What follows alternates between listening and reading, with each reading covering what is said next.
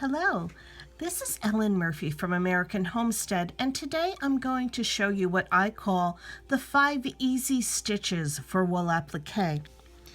I have a scrap piece of felt because it's better to use felt than waste expensive wool when you're just doing a little stitch demo. And that's true for anything that you want to try out. You can certainly try it on felt before you try it on wool. And in my needle, I have 2 strands of DMC embroidery floss, and I have a knot at the end. So I'm going to fold over the bottom edge of my scrap piece of felt and just kind of press it with my fingers. And we're going to imagine that we're going to be appliquing a piece onto a background. So imagine that the back part is the background and the top is the piece that you're going to applique. So what we're going to do, we'll start with the blanket stitch, and we're going to come up from the back right at the edge of that folded piece, but we're not going to touch the folded piece. We're just going to come up at the edge in the background and pull all the way through to the knot. Then I like to toss my floss over to the left. I just think it's easier that way.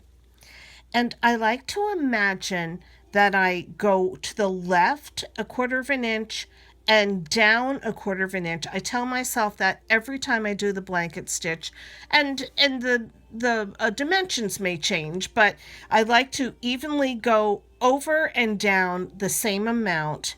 And I'm going to put my needle in, but I'm not going to pull it all the way through. I'm going to pivot it and bring it up right where the top piece, right at the edge of that top piece.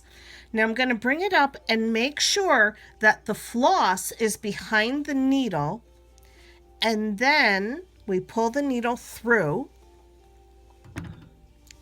and that floss catches the stitch that was behind the needle. So that's how we make the blanket stitch. So let's do it again. We've tossed our floss over to the left. We're going to go to the left 1/4 of an inch and down 1/4 of an inch. Insert our needle, pivot it, bring it right up near the edge, but in the background. Make sure that the floss is behind the needle, and then we will pull through, and we have the blanket stitch. We'll do one more. We're tossing the floss to the left. We're coming and over, we're going to go over 1/4 of an inch and down 1/4 of an inch. Put the needle in, pivot, bring it up at the edge in the background. Make sure that the floss is behind the needle. Pull the needle through, and there we are. We have the blanket stitch.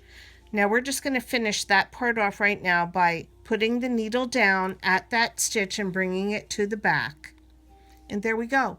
There's the blanket stitch. Very simple. It's a simple stitch to do once you get it, but I know it's very confusing for people when they're starting out. So just stick with it and you'll be fine. Now we're going to move over a little, and we're going to start on the whip stitch. Now we're going to come up from the back, and we're going to go through both layers. We're about 1/8 of an inch away from the edge of that top folded piece, and we're going to pull through all the way. Now we want to go to the background. We're going to put our needle down in the background right where we brought the stitch up, parallel to that, but we're not going to pull through. We're going to pivot our needle and bring the needle up into both layers again, about 1/8 of an inch away from where we initially came up, and then pull the needle through, and you'll see you'll have a very nice stitch that is perpendicular to the edge that we're sewing along. Now we're going to do that again a few times. We're going to put our needle down parallel to where we came up, and we're going to pivot it and bring it up in the 2 layers about 1/8 of an inch from where the stitch started. Pull the needle through, And again, a very nice stitch right there. So we'll do it again a few times. Whoops, got caught there. It happens. There we go. And just do it a few times and you'll get the hang of it. So on your visible edge, that's what you want it to look like. You want it to be nice and neat and even. But if you flip over to the back, you'll see that it's on a diagonal. And that's sort of how you know you're doing it right, if you see that forming on the back. So we'll put the needle back down to the back and we'll go on to our next stitch. Now I'm going to do what I call traveling. And that's when you move along the back of your piece and you, with your needle, you just catch a few teeny threads from the back and you pull through. So that way, if you don't want to knot and then have to re-knot, but you don't want this whole big piece of floss flapping around in the breeze, that's a way to do it. So now we're going to work on the Lazy Daisy stitch, a really beautiful stitch that can be used for petals or for leaves. It's just lovely. So we're going to pull up from the back all the way through, and then I like to form a loop with my floss before I even start the stitch.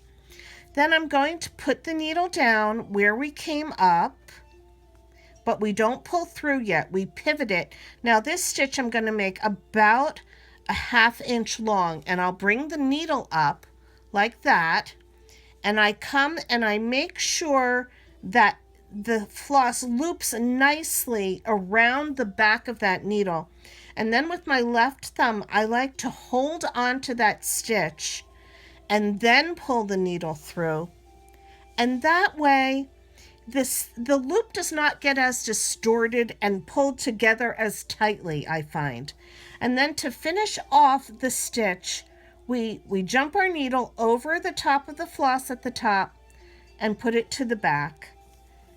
And we hold that top of the loop in place with that tiny stitch. Now we'll do it again. We'll come to the side of that. We'll make a smaller stitch this time. So we're coming up from the back. We're going to form our floss into a loop.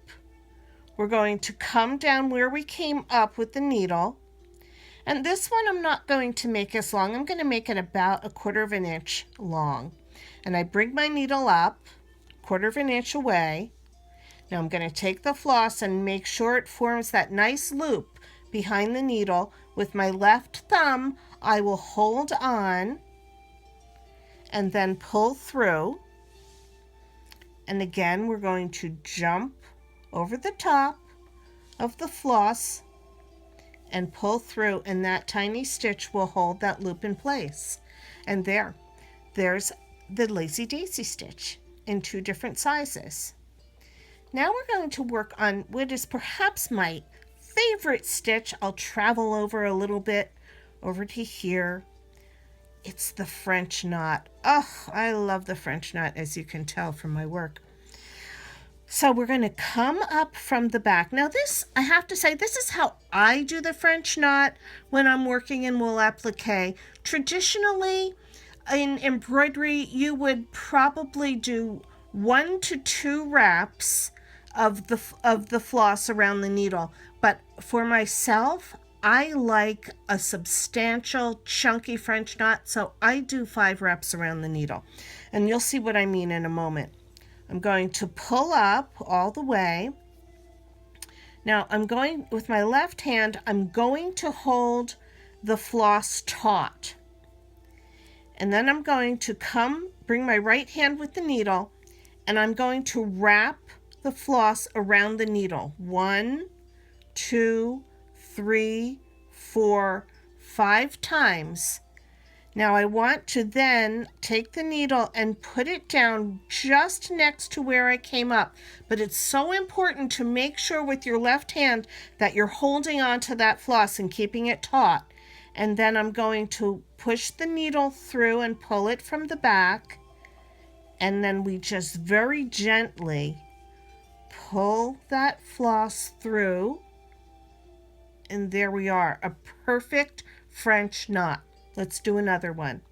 We'll come up from the back, pull it all the way through.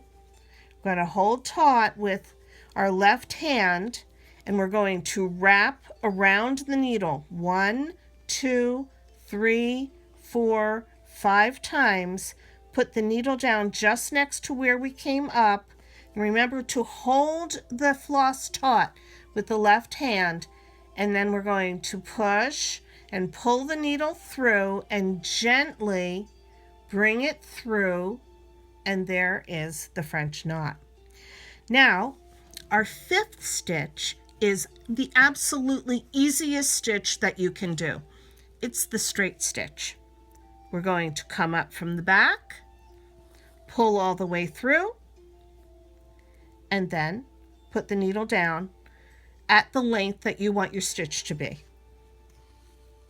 Done. Straight stitch. So simple. But you can do a lot with this straight stitch. You don't just have to have them all be the same size. You could come up again, and let's make a few smaller ones right next to it.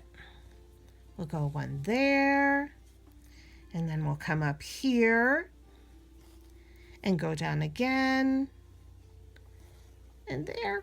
Simple straight stitch, but it makes a nice little design when you incorporate a few straight stitches together. So there you are, the 5 easy stitches of wool applique. Get out there and get stitching. Bye.